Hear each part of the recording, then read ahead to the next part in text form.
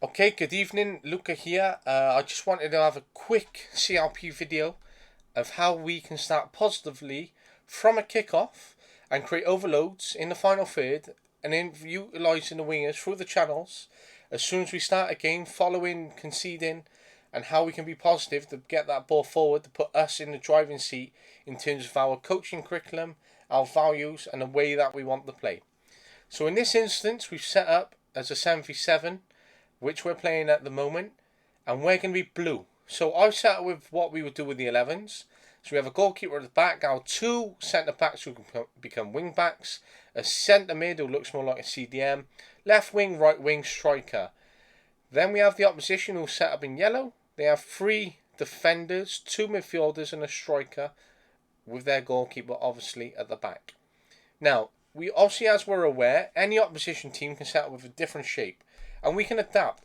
However, for me, this is the shape that I like to have because the wing backs can tuck in, they can get back, we can get four at the back. With the midfielder involved, we can tuck in nice and tight and have five if we need be.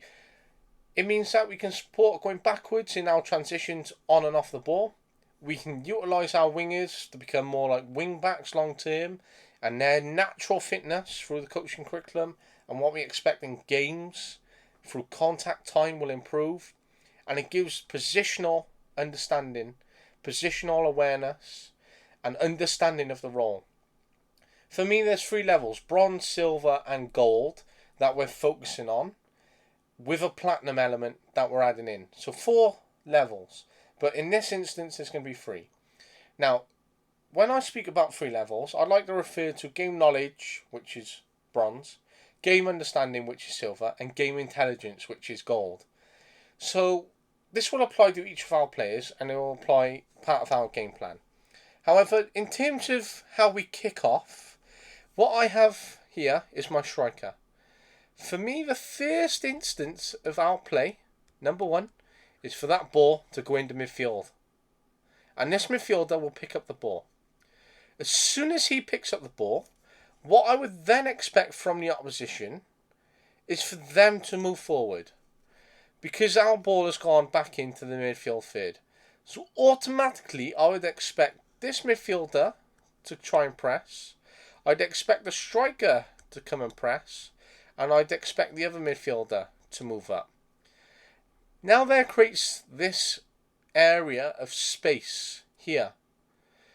Obviously, if this striker's pushed up, what I would then expect off the ball of my own striker, I'd expect that run into here, the final third, where he could potentially beat that defender, and he's made a run off the ball behind him, and he's in a 1v1 situation. Now, obviously, my striker must have the intelligence. If he pushes up too much, in a 1v1, he could lose the scenario, the situation, the opportunity to score, because the goalkeeper can come out really quickly, and he's not going to be able to score. If the defender realises this, it becomes a 2v1.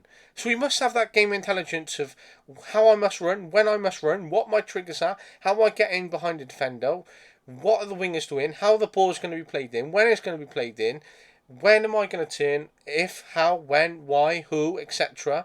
is going to be in support, and what do I do? So this is why we must have a lot of what-if scenarios and create a lot of realism from contact training to our contact game time, and how we transition from training into a realistic game where our scenarios and training applies to real-time situations. Now, in that case, I'd also expect my winger to make this run, and I'd also expect my other winger to make the run here in the final third. Suddenly we have a 2v1 on this side, with my winger and my striker maybe occupying this player.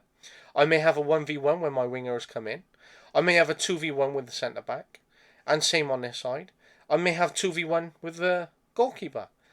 But if the ball, once this winger has run into here, the final third, into this little pocket here, okay, if this ball comes across from midfield into here, then the winger may try and have a go. The winger may play the ball across really quickly to the striker, and the striker can try and score, where he's in a 1v1, or we create a 2v1 using the winger and the striker, and it becomes 2v1 and we score. So it all depends on the pass. But for me, this would be step number 2, off the ball movements. So the first one is an on the ball movement. How can we release? How can the midfield receive? And then our off the ball runs. Now, I'm just going to change colour for this instance, even though I'm looking at us in red. And I'm going to go with orange. Now, my midfielder has the opportunity to drive forward into this area here in the midfield, where he could end up playing here, anywhere in this space. But he's picked the ball up. He might be by here. But I'd expect him to try and move forward toward the halfway line. Once he has moved forward from the halfway line, I would then expect a nice little through ball into here, or a ball over the top.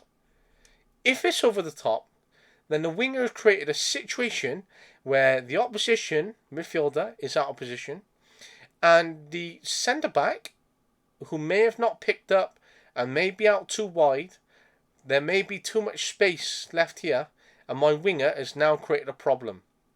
Now with the striker here, again it can become 2v1, 1v1, depending on whether the ball's played across, whether the wingers come in, and it depends how the wingers has decided to drive forward with the ball, how he's carried it, or whether as soon as that ball's come in, he's taken a touch or first time pass and he's played it straight across, and our strikers had a go.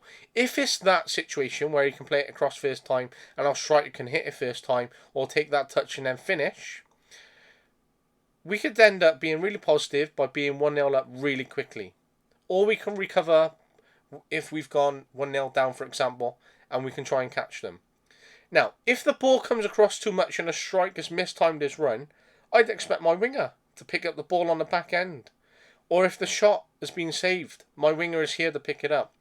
But by the time I have these 3 players here, my midfield player would have also moved up into this zone here, where if the ball comes off from a rebound, he's then going to buy a ticket and score.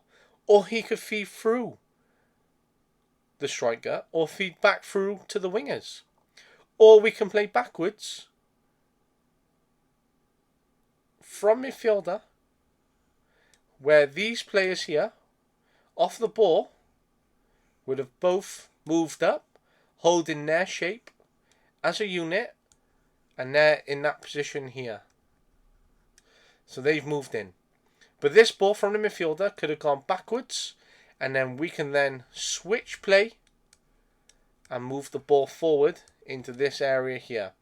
Now there's a lot of lines on there. Obviously if you've been watching, there would have been a build up. However, it's great for us and great for me to have a visual concept of our CLP and how we learn and what our ideas are and what are all the action points on that field and how we can address this in training and create a game realistic situation where every player, whether in possession, out of possession, can understand how we start from kick-off and how we can have a positive game plan, how we can build up, how we can work as a unit, how we can transition, what our off-the-ball runs are, what our triggers are, how we create situations.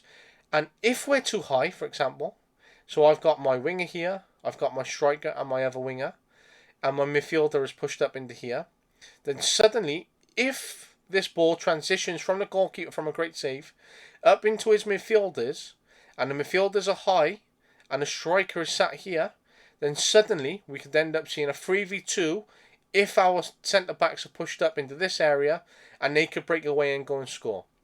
So for me, this creates a long-term dynamic for 11v11, and as we transition from 7v7 to 9v9 to 11v11, how we adapt the situations and how we go from that bronze level for game knowledge through the game understanding to game intelligence, and how we understand our positions and what happens in transitions, when and off the ball and on the ball, when in and out of possession as well, and how we can do this in a contact time.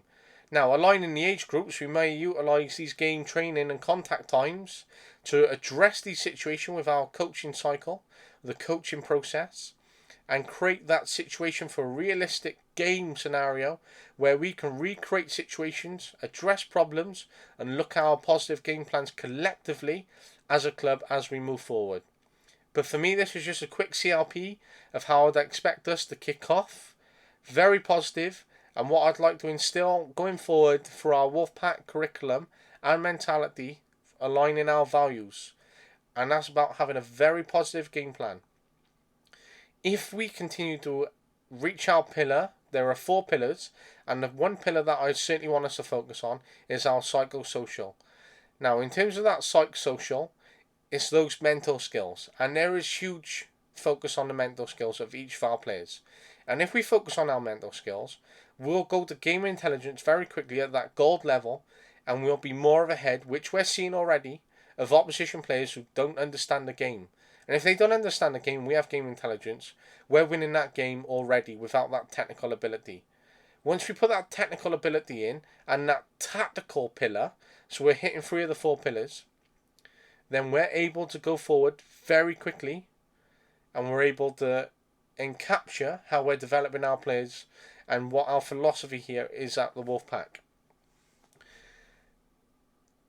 I'm looking forward to building on our CRPs moving forward, and I'm looking forward to how we address, how we get together as coaches, how we look at game situations, scenarios, training, contact time, and how the long-term curriculum, which I'm working on at the minute, once this is out and it's ready and we sit down and discuss it, how this can apply, continue adapting over the years, and how we work with our players. But I'm keen to support you as coaches and for us to move forward as a club, not only as a grassroots club, but for us to be at the forefront of what we're doing and how we move forward, for us to really develop collectively all of our players and show that they are Wolfpack players.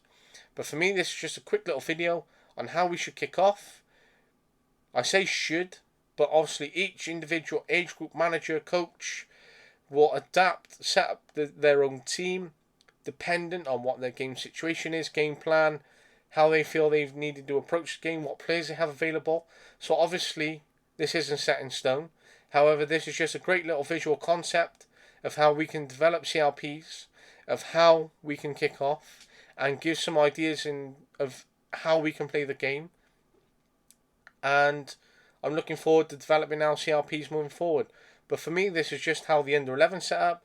I wanted to give an insight of what we do here at the club, what the under 11s are doing, and how this maybe can apply to other age groups and how it can be used by other coaches. And this is how I want us to come together as a club. For me, have a great Friday night.